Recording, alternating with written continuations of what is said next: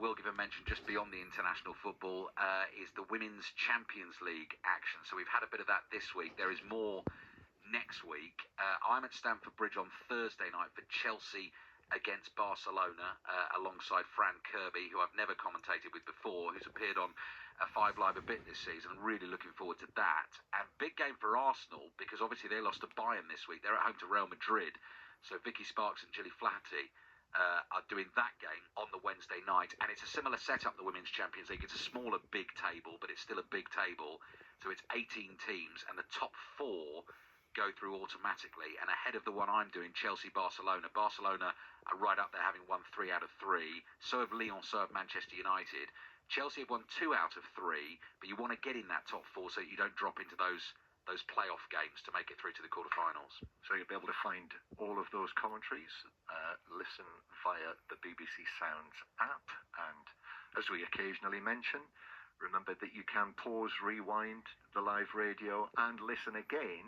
So if you, like I did all those years ago, went to Wembley to watch England for the very first time, which is entirely possible, you could actually go back on BBC Sounds and let your children listen again to the match that they attended and see what it sounded like.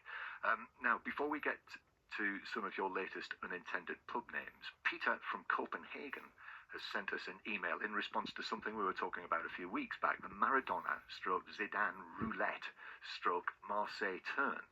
And Peter says, "Dear TCV, years before Zidane's prime, La Roulette was known in Denmark as a Laudrup, after Michael Laudrup completed the move in more than one national game, and for Barcelona as well. He is perhaps known even more for his mastery of La Croqueta, a move Andres Iniesta made popular and which Iniesta himself credited to Laudrup as one of his great heroes growing up." So La Croqueta, 2 inside foot touches, first across your body to stop the defender, and then forwards to get away. I'm aware of the move. Didn't know that's what it was called. No, and it's a move. I cannot remember who did this the other day. I'll tell you who it was. Unga Moa in the League Cup game, Liverpool Palace, that I commentated on a couple of weeks ago. I don't think it was a La Croqueta, but it's a move that in radio commentary is really difficult to describe. You know, when a winger, it's 2 touches, exactly a bit like that, with the inside of each foot. Boom, boom, but moves the ball very quickly, left, right, back to left, and then round the defender. Which, as you're trying to do radio commentary, you can't describe all of that. So it needs a term like La Croqueta. But that's pretty much. But it's such a quick movement of ball from left foot to right foot and back. That it only moves it like a foot, but it's enough to beat the defender. Just a tap, gone, like with a bit of pace. Love it. Yeah. This actually reminds me of some of the sort of pub games that we 3 play together.